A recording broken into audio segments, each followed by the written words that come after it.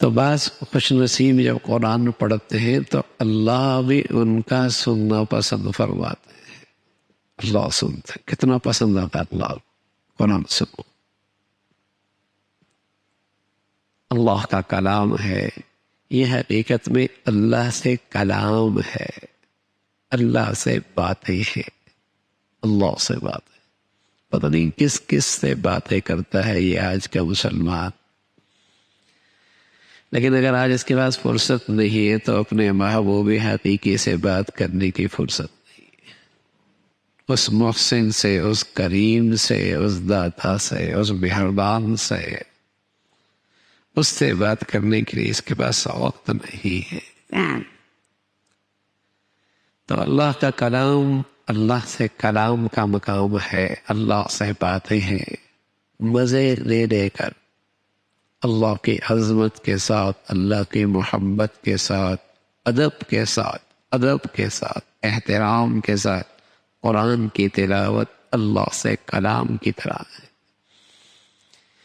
اور جو میرے عزیزو قرآن کا تلاوت کرنا بڑی سعادت کی بات ہے. وہاں عظمت، محبت، ادب کے ساتھ قرآن کو سننا بھی بڑی سعادت کی بات ہے.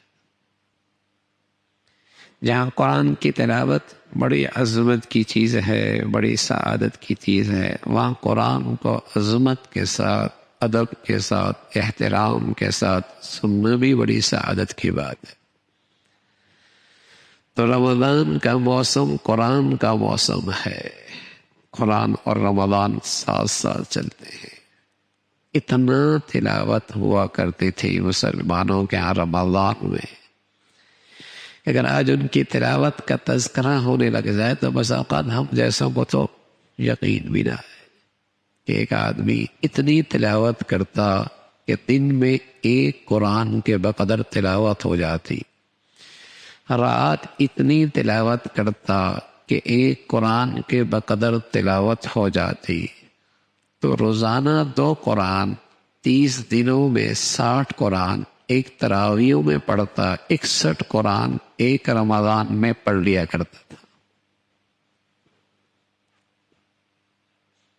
امام ابو حنیفہ رحمۃ اللہ علیہ، امام شافعی رحمۃ اللہ علیہ، ان حالات کی زندگی میں اتنی تلاوت کہ ایک قرآن کے بقدر. مثلا ایک آدمی نے ایک تلاوت رات کو قرآن تراویح میں پڑھنا ہے تو اس کو اتنی بار پڑھتا کہ ایک قرآن کے بقدر تلاوت ہو جاتی.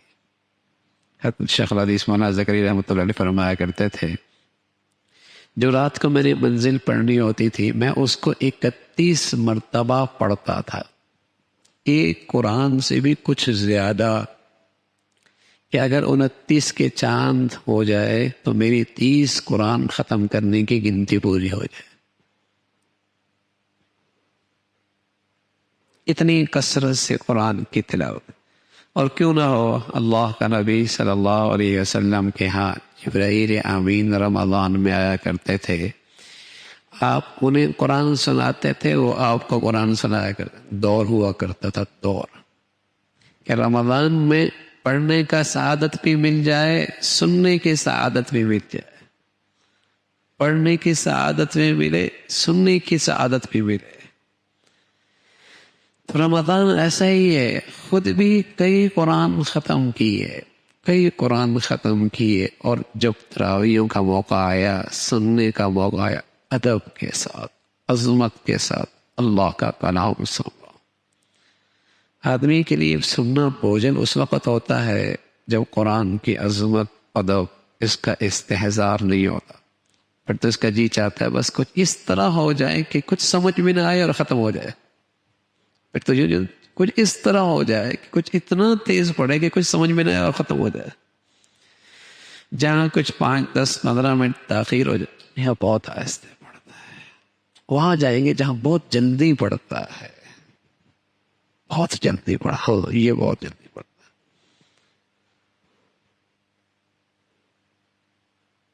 تو جب آدمی عظمت ادب سے خالی ہو جاتا ہے تو پھر اس کے لیے تو سننا ہی مشکل ہوتا ہے. اللہ کا نبی صلی اللہ علیہ وسلم کے بارے میں آتا ہے یتورمت قدما، پاؤں پہ ورم آ جایا کرتے تھے، اتنا طویل قیام کرتے تھے، پاؤں پہ ورم آ جاتے تھے. بتاؤ کتنا لمبا قیام ہوتا ہوگا. پاؤں پہ ورم ایسے ہی تو نہیں آتا.